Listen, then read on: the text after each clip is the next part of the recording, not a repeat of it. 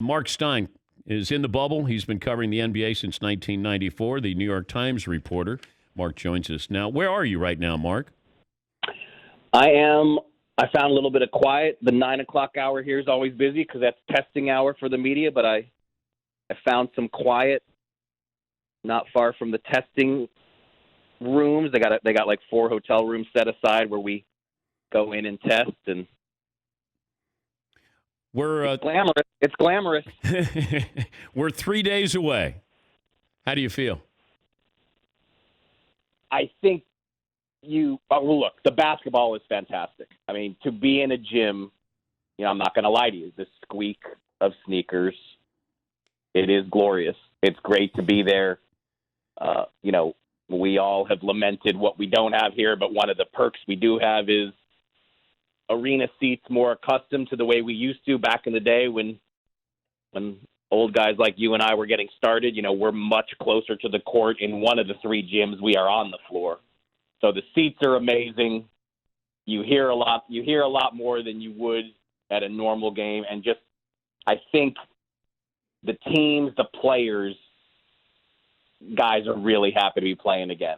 And I've heard this comment from multiple coaches that even practices, I think guys just are so happy to be back in the gym that even the kind of grumbling you would get after 5 practice days in a row, you're not hearing that. Guys want to be in the gym. They want to play. The Lou Williams situation here, I maintain if he had been a Laker, this would be leading the national news. But here he is with the Clippers. He goes to Atlanta, goes to a strip club to order takeout. But so what is the violation for Lou Williams? Okay, so the violation is he had an excused absence, unlike the Richaun Holmes story where Richaun Holmes of the Sacramento Kings takes a few steps over a campus border to pick up delivery he's not allowed to pick up. This is Lou Williams was on an excused absence, but he goes to a public place. And obviously we're all going to make jokes about where he went and where he ended up, but any public place is, to me, an egregious violation. I mean, the bubble has started. You're on an excused absence to attend a family funeral. Does it really need to be explained that the only place you should go is that family funeral and get back on a plane and get back to this bubble as quickly as possible? I mean, I really don't think that needed to be spelled out. I mean, it was irresponsible. It was selfish, and thank God it was photographed because he could have gotten back here and no one would have known where he was, and that would have been 10 times worse. But the reality is, the NBA has limitations in how it can sanction him, and so Richaun Holmes and Lou Williams get the same 10-day back in quarantine, basically because that's what the league has collectively bargained with the union on these matters. Everybody's saying, why are the punishments the same? Well, that's why the NBA really didn't have much of an option.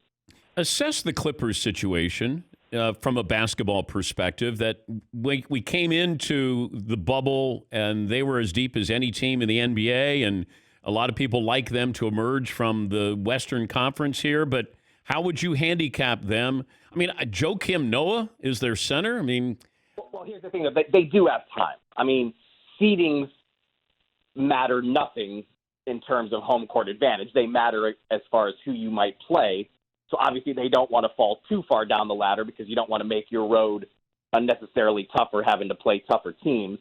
But they do have time. All these teams are playing 8 games before we even get to the playoffs. So yeah, I mean, it doesn't look great right now when you have no Harrell, no Lou Williams, Pat Beverly just got back, no Zubac. I mean, they're no Landry Shamet. I mean, they are missing a slew of rotation players, but they do have time on their side. And, I'm sure there's no question. I mean, Doc Rivers is I would say, uneasy about it, but it's way too soon for them to panic. I mean, the damage, we'll be able to assess the damage better when the standings are finished and we see how far they fall down the list and, kind of what that does to them in terms of first round opponent. But, they still have that Kawhi Leonard guy and they still have Paul George. So, I think they're going to be okay.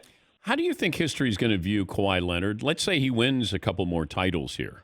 And we, of course, start with our all-time list when we start with how many titles have you won?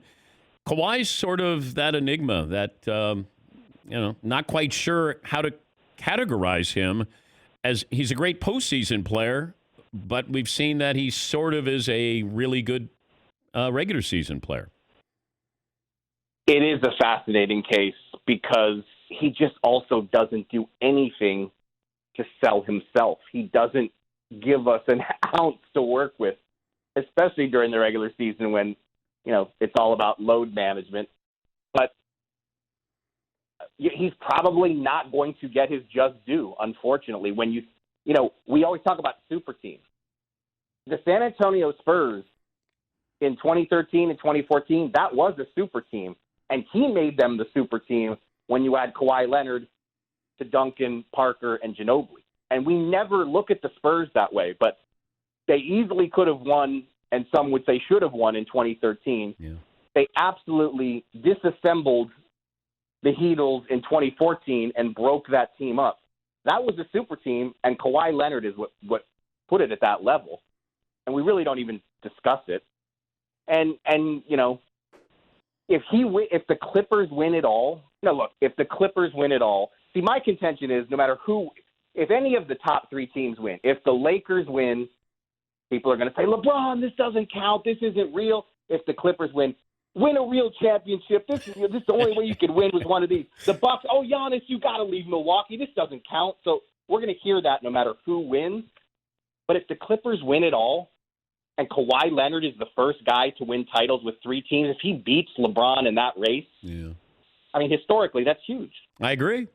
I just don't know if history is going to treat him maybe fairly. But you're right. He doesn't go out of his way. But it's just not who he is. And Tim Duncan never tried to curry favor. He never tried to, be friendly with anybody. He just went out and won championships. We're talking to Marc Stein, the New York Times NBA writer. The Tom Thibodeau move by the Knicks, as much as I respect him, I do like him. It just seems so uninspiring. You got the same ownership here. How does this change the Knicks, in your opinion? Well, from the minute Leon Rose took over, everyone in this league, especially in coaching circles, thought Tom Thibodeau was getting this job. And he did. They interviewed 10, 11 guys, and that's what teams do now. There is a value in that because you're getting a look at possible assistants. You're getting information from other organizations to put in your database. But no matter who they talk to, everybody thought Tibbs was getting this job. And look, Tibbs is a fantastic coach.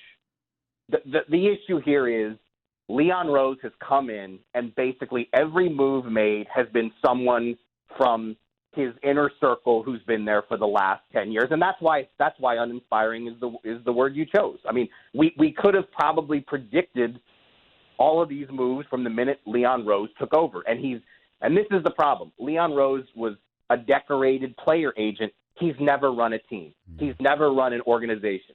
And if you bring in, a coach you used to represent and Worldwide West, who was part of the same representation firm, and, if your whole scouting operation is just, people who have been part of your group, your clique for a long time, I mean, it is, no question, it's worrisome, but ultimately this is a talent thing, and the Knicks are so far adrift of where they should be talent-wise. They've got to shore up the roster for one, but also they've got to Leon Rose has to build a good basketball operations department. But who's going to want to play there, Mark? That's the key. These free agents aren't our age. They don't go, boy, I'd love to play for the Knicks in the Garden. Like that's You're totally right. Right? You're totally right.